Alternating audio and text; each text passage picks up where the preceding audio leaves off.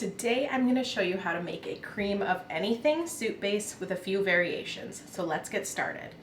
You're going to need a bowl, and to this bowl we're going to add 1 cup of skim milk powder.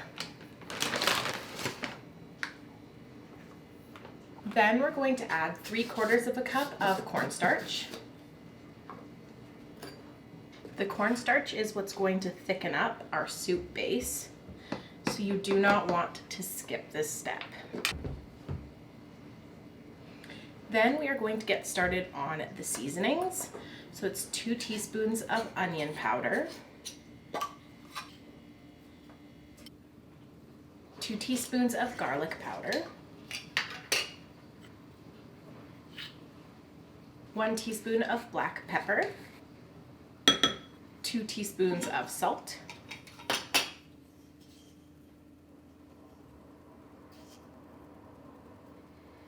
1 teaspoon of sugar. This gives it just a boost of flavor. You could leave it out, but I find it adds something very nice to this recipe. 1 teaspoon of dried thyme. Mine is still from my garden, so I feel like I'm bringing a taste of summer. And then 1 teaspoon of dried parsley. And then 1 teaspoon of dried basil. Now we're going to give this a whisk. And once it is thoroughly combined, we are going to add it to our jar. Today I'm just using a pint jar for this amount. And this much powder will make 6 servings of soup. 6 servings would be equivalent to 6 cans of soup. So now we have the soup base finished. I'm going to show you a couple of different variations, and then I'm going to show you how we can reconstitute this to equal 1 can.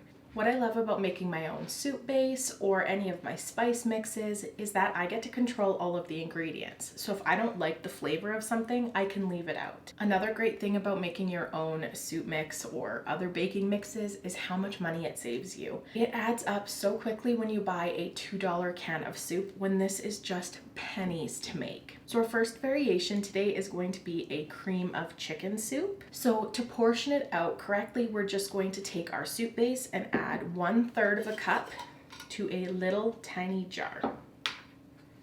Since I'm going to be reconstituting this, I'm going to do it over top of my pot because this can be kind of messy.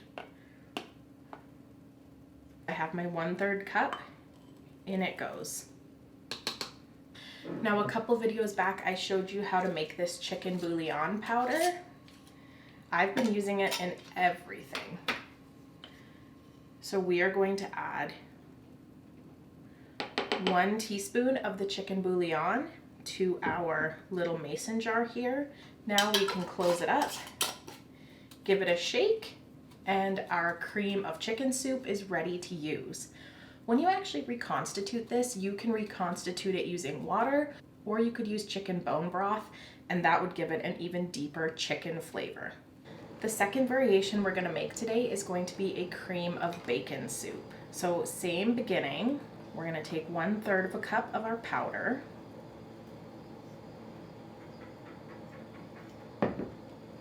add it into a small jar, and then really you get to decide how bacony you want this to be. I'm just going to use some ready crisp bacon, but you could also use simulated bacon bits. If you're using these bacon crumbles, keep in mind that it's not going to last as long as what a dry mix would be. So just be mindful to utilize this within about 6 months.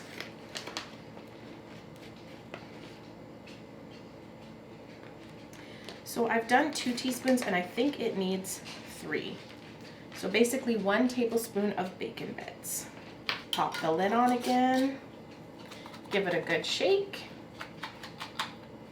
and it is ready to use. Just like in my 2 baking mixes and my rice mix video, I will have baking tags available for download for these so you can keep track of all of the things that you're making. It has the recipe card and it has a printout version to teach you how to reconstitute it, especially if you want to use this for gifting. It is so nice to have. Okay, before we work on the final few recipes are going to be a cream of celery soup, a cream of mushroom soup, and a cream of broccoli soup. But for those, we're going to dehydrate the vegetables. So before we get to that, I'm just going to show you how to reconstitute this soup to make it for your recipes. So again, we're going to start with 1/3 a cup of mix and 1 cup of water. Some people will tell you to do 1 1/4 cups of water, and you're welcome to do that. But I find that it makes a little bit thicker of a soup, similar to the actual canned soups, if you only use 1 cup of water. So I'm going to take you over to the stove and we'll cook this down together. So here we are at the stove. We're just going to turn this on to a medium-low heat and give it a whisk. This should thicken up pretty quickly, so just keep your eye on it. Okay, so it is starting to boil and thicken up. It's just a very light boil. Making sure that we're mixing, because you can see it's starting to clump around the edges. And it is thickening up so nicely. I actually think right there is perfect. So what I'm going to do is take it off the heat. And look at this texture. It is exactly like a creamy soup.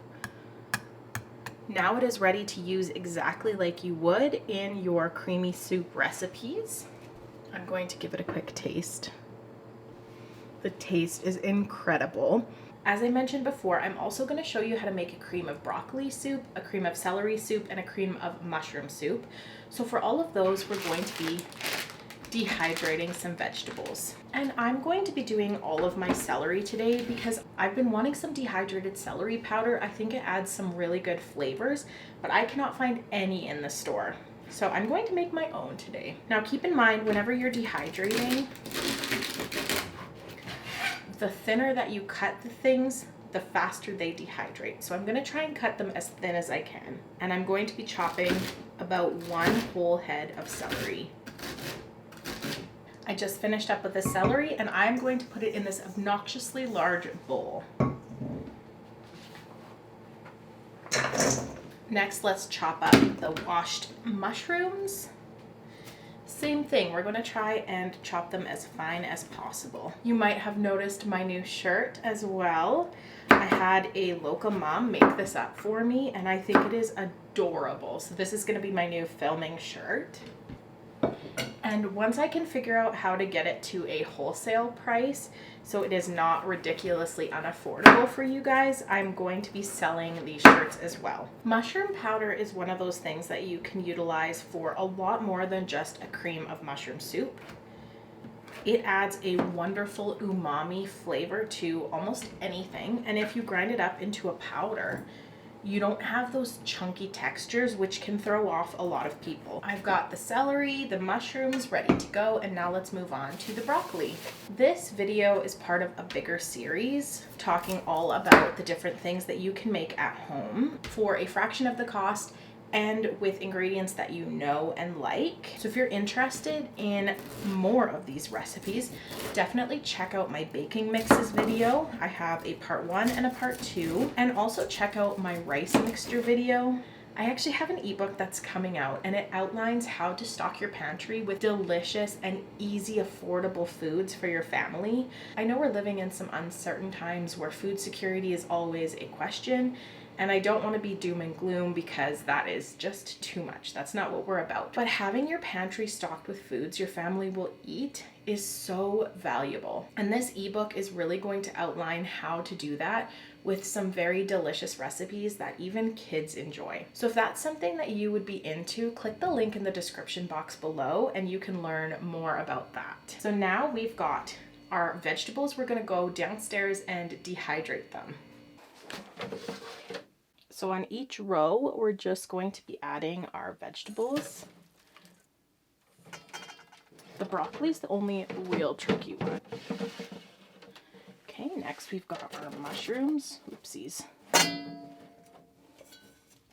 And you do want these spread out as much as possible. So if you need to use multiple trays, definitely do it.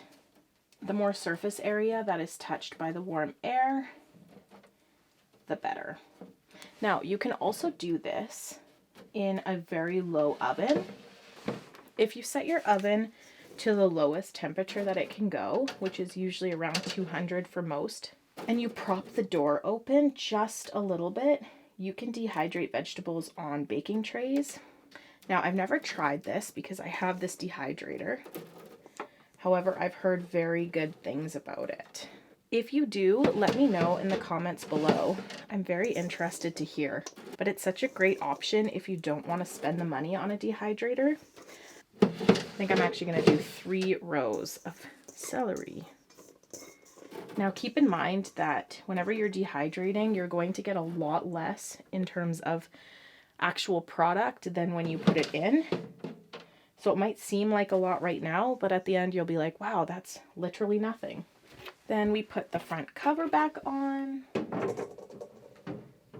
and we will turn it on to 125 degrees. We'll let this sit for a few hours and we'll come back to check on it. So this has been going for 6 hours now. I still don't think it's done. So I'm just going to kind of move these around, but you can see how little they are now. I'm going to have to turn this on for a little bit longer, surprisingly. These dehydrated for about 12 hours, which was a little longer than I anticipated, but they just took forever. You do not want them to have any moisture left, otherwise they will clump together when you are mixing them up. That whole head of celery ended up making only this amount, which is quite crazy. In theory, you could just leave it like this if you wanted a chunkier, thicker soup. However, I would like to blend mine up, so I'm going to do that and make a celery powder. If you have a spice or a coffee grinder, this would definitely be the time to use it. This is not very much, but we'll give it a quick blitz. Oh, it smells so good. To this same container, I am going to do the broccoli because I don't mind if the broccoli and celery mix. If you are worried about it, obviously give it a wash in between. Last but not least, the mushroom powder.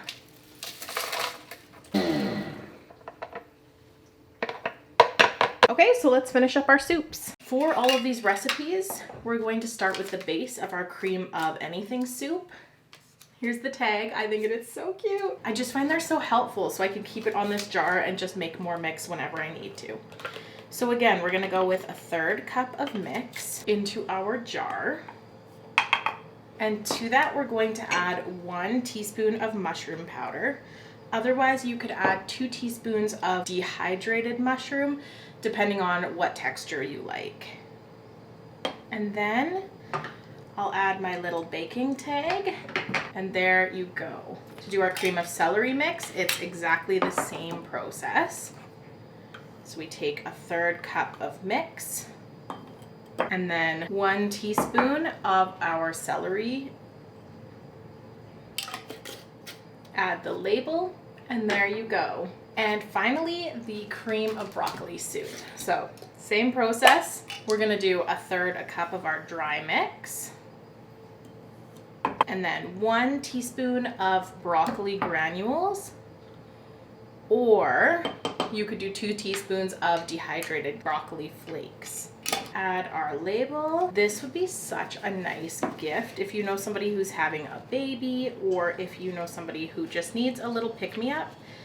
If you made them a whole spread with all of these jar mixes, if you did a cream of anything soup base and you did a couple of the baking mixes or rice mixes and put them in a gift basket, I don't know anybody who wouldn't love that. Well, there you have it. Here are 5 super easy creamy soup recipes that you can make with a fraction of the cost without the use of any preservatives. Thank you so much for watching. If this video helped you out at all or gave you some inspiration, please let me know in the comments down below. I love to hear from you. I really do. And please consider subscribing. It really helps support my channel. I really appreciate you more than you know.